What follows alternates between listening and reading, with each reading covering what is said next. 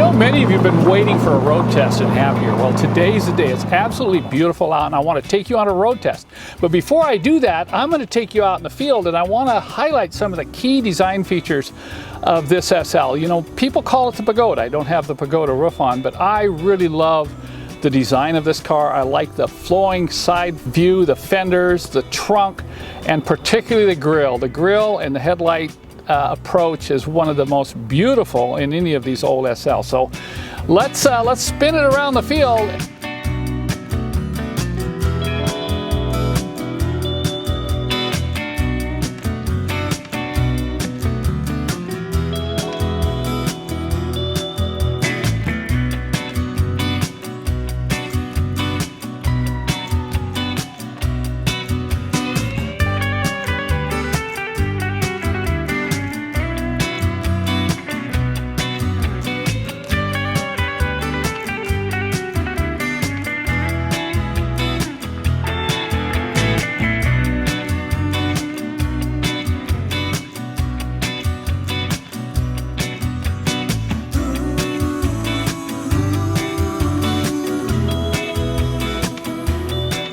Now let's hit the road and I'll show you what this thing can really do.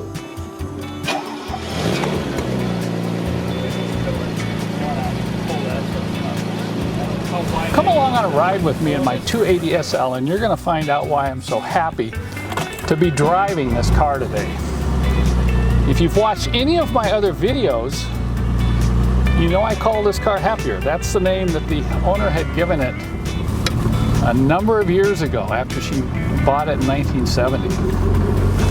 Well, if you follow the story, you know this was not an easy quote-unquote restoration. For one thing, repairing the burnout wiring harness was a huge job. We had to go through endless solder connections and rerouting, and we tried to install a new harness, but the colors didn't match, so we ended up repairing the whole harness, and guess what? We got it all together. And it worked, and even the radio works.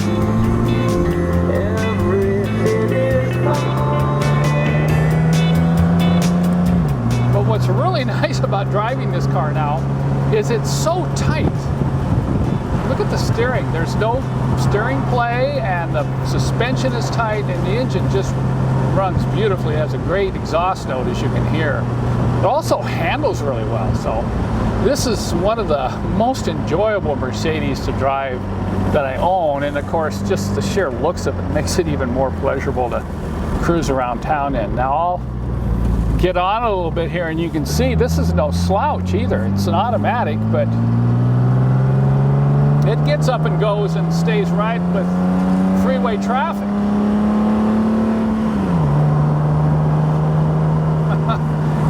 Now do you see why I'm so happy? This is one sweet SL. The braking's real smooth in it. I didn't have to do a lot of work on the brakes or the suspension. Most of the work I did was on the engine because the car had been sitting for 4 years. So I went through the injection system, the fuel injectors, put on electronic ignition. I think the electronic ignition and rebuilding the fuel injectors did more than anything to make this engine run the way it does.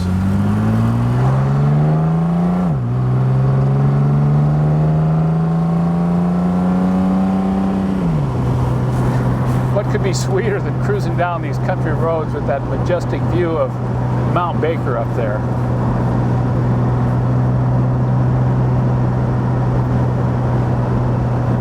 After driving this car, I've pretty much decided to leave it the way it is. You know, it's not a show car. And the paint looks good from 10 feet. It's mechanically about as good as I can get it.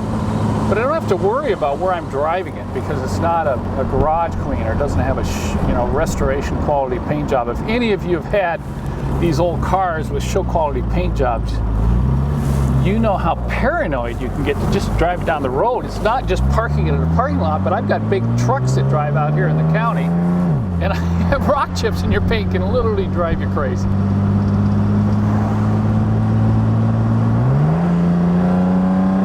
I know some would think that it'd be better to have a manual, but I don't mind this automatic. I can shift it manually and get with the program real well. Look at the braking in this thing. Unbelievable. For a 1970 car, the ride, handling, and performance is just amazing. And that, folks, is why I love Happier.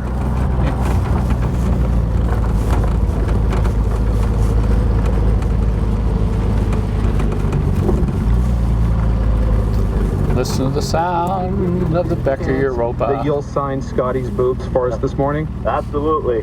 Yeah.